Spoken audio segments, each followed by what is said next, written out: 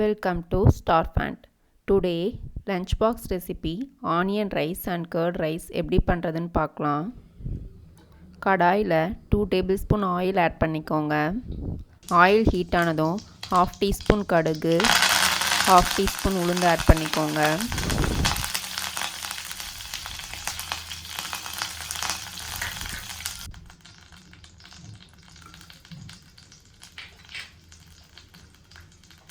கடுகு நல்லா பொரிஞ்சதும் கருவேப்பிலை ஆட் பண்ணிக்கோங்க.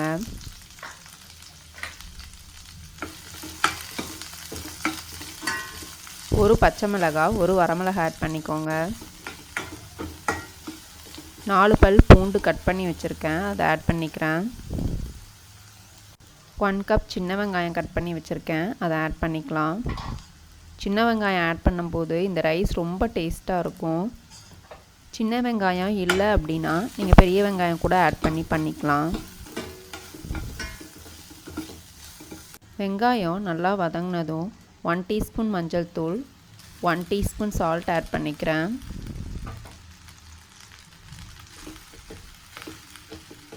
இப்போ இதை நல்லா மிக்ஸ் பண்ணிக்கோங்க. 1 கப் அளவுக்கு ரைஸ் ஆல்ரெடி நான் வடித்து வச்சுருக்கேன், அதை ஆட் பண்ணிக்கிறேன்.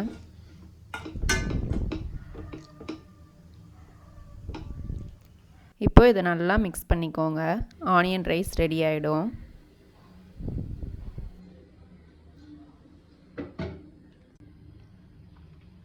பாருங்கள், சிம்பிளாக 2 minutesல ஆனியன் ரைஸ் ரெடி ஆகிடுச்சு.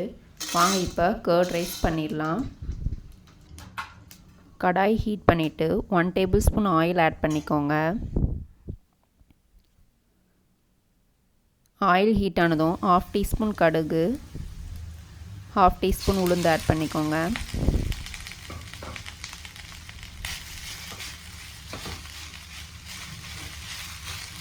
கருவேப்பிலை ஆட் பண்ணிக்கோங்க.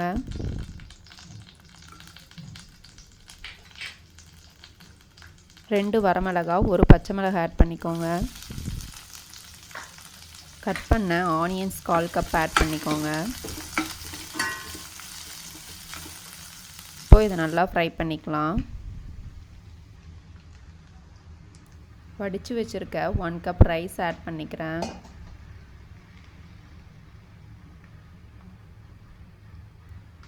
ரைஸை இந்த மாதிரி நல்லா ஃபஸ்ட்டு மசிச்சுக்கோங்க. இப்போது 3/4 கப் அளவுக்கு தயிரை இந்த மாதிரி பீட் பண்ணி வச்சுருக்கேன், அதை ஆட் பண்ணிக்கலாம். இந்த மாதிரி தயிரை பீட் பண்ணி ஆட் பண்ணுறதுனால உங்களுக்கு ஆடை அங்கங்கே இருக்காது, சாப்பிடவும் நல்லாயிருக்கும். இப்போ தேவையான அளவுக்கு சால்ட் ஆட் பண்ணிவிட்டு நல்லா மிக்ஸ் பண்ணிக்கோங்க. இதில் நீங்கள் பால் வேணாலும் ஒரு 1/2 கப் ஆட் பண்ணிக்கலாம். இன்றைக்கி நான் பால் எதுவும் ஆட் பண்ணல, தயிர் மட்டும் ஆட் பண்ணியிருக்கேன். டேஸ்ட் ரொம்ப சூப்பராக இருந்துச்சு. பாருங்கள், தயிர் சாதம் ரொம்ப குயிக்காக ரெடி பண்ணியாச்சு.